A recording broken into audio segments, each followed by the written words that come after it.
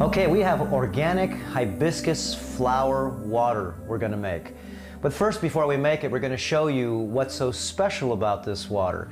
Remember, this water is not something that you just put in these little flowers, and this is a real flower. The hibiscus flower is a huge flower. It comes from a lot of different tropics, and if you've ever eaten one before, they're good. They taste good, because a lot of flowers sometimes don't taste good. You eat one and some of the ones are sweet like honeysuckle, and the other ones have a vitamin C-ish taste.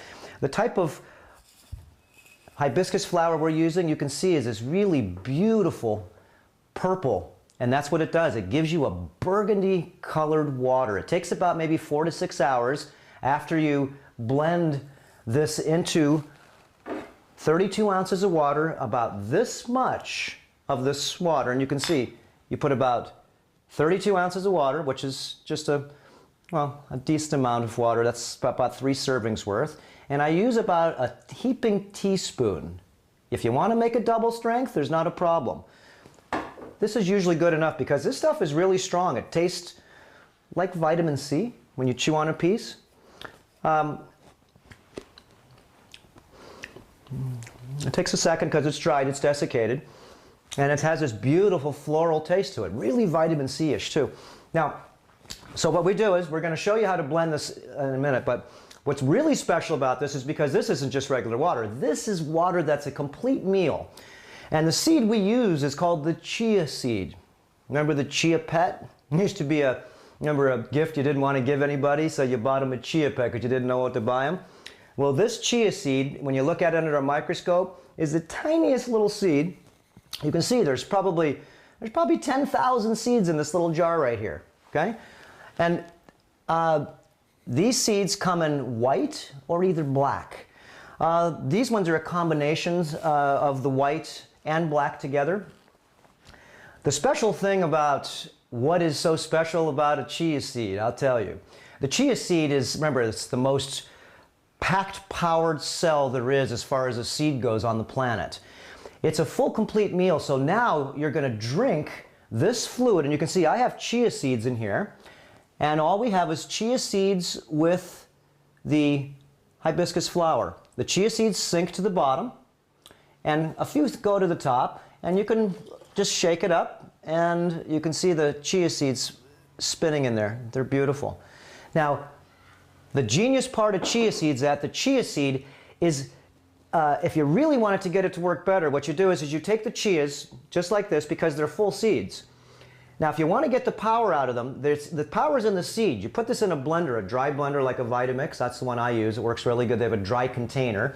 There's a wet container and a dry one. You grab the dry container, put in maybe about a cup of these, and buzz it up. And it breaks down the seeds into small little micro amounts into a dust.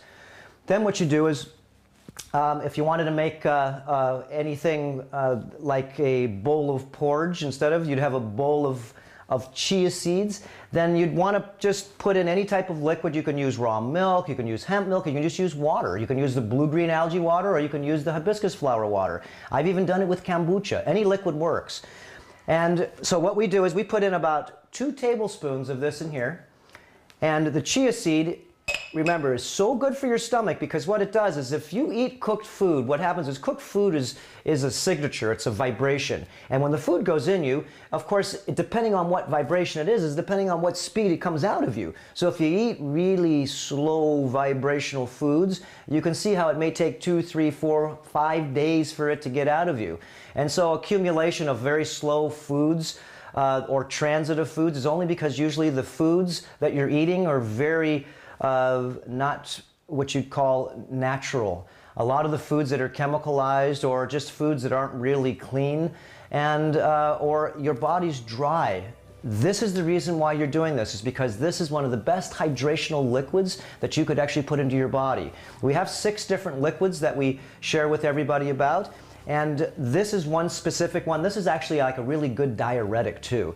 The hibiscus flower water is full of vitamin C, so you're getting a ton of nutrients, you're getting the protein, and you're getting this really cool color, because your body has to absorb this color, and it's not red, remember, again, it's burgundy. Now you can carbonate this if you'd like, and you could make yourself with a little bit of agave. You can take our agave here, And the agave that we have is a 50% inulin clear agave. This is very special. It's not like the other agaves. The other agaves have color to them, as you notice. This is a clear one. You can see right through it. And we put about a tablespoon or so, depending on what you like as far as your sweetness goes. And now you've got yourself this really sweet drink. You put the carbonated, remember, it tastes like vitamin C a little bit. It's a little citrusy, floral, and a little bit of sugar. And now it tastes like, well, when you were a child again, when you used to have those really good drinks that Mama said, hey, who wants a drink? And this is exactly what it tastes like, but this stuff is actually really good for you. Now, remember, you just put in carbonated water, and you get yourself some good carbonated water, mineralized. They sell it at Trader Joe's. And what you do is you put about a 50-50 mixture. You take 50% of the hibiscus flower water and 50% of the carbonated water, or as much as you want. A teaspoon of the agave, and you can use palm sugar too. I prefer the agave, it tastes better. And now you've got the best tasting, we call it a carbonate sweet protein vitamin C beverage, okay, that tastes great. And anybody that really just wants the vitamin C, sort of like, remember like sweet tarts? That's what this tastes like without the sugar. And if you add the sugar, it's sort of like sweet and sour.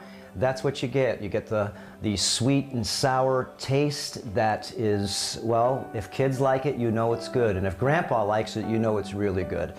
Okay, we'll show you how to make this stuff right now.